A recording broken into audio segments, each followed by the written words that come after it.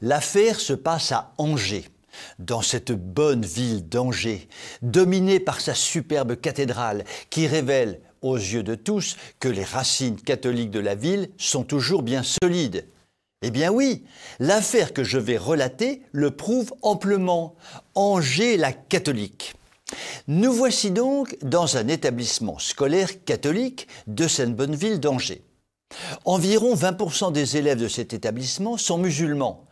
Ça, c'est vraiment chouette, car il est important que les musulmans profitent d'un enseignement de qualité, comme on en trouve dans les établissements catholiques, et que les mêmes musulmans puissent mépriser autant qu'ils le peuvent la religion catholique, puisqu'ils sont musulmans. Ça, c'est vraiment chouette. Dans cet établissement catholique, il est prévu et organisé de ne pas parler de la religion catholique. Ça, c'est vraiment chouette de ne pas faire de prosélytisme. C'est vraiment très beau et ça me touche beaucoup. Et ça tombe bien, car les élèves musulmans entendent bien rester musulmans et n'ont donc aucune envie d'entendre parler du catholicisme. Donc, tout est chouette. Dans cet établissement catholique, un professeur un peu foldingo explique pendant un cours que le catholicisme a façonné la France. Ça, c'est pas chouette du tout. Et heureusement, il se fait reprendre par un élève musulman.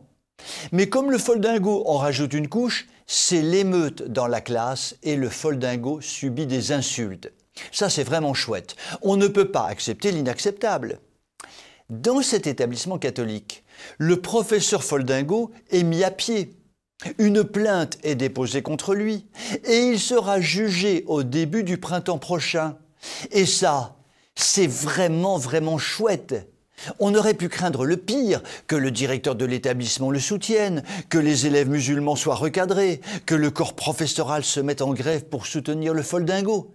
Et ça n'aurait pas été chouette du tout. Ça aurait été plutôt hibou sinistre, car cela aurait pu laisser entendre que les catholiques ne sont pas soumis au monde musulman.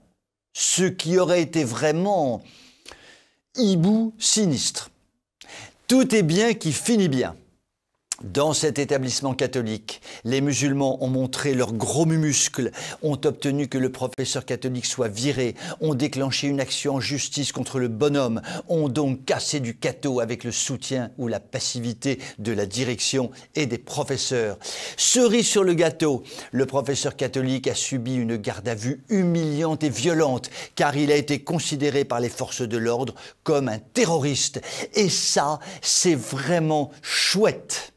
Petite suggestion de votre chroniqueur préféré, que l'établissement catholique s'appelle désormais Établissement catholique Ben Laden, du nom du grand homme, avec un sous-titre Établissement catholique islamophile et cathophobe.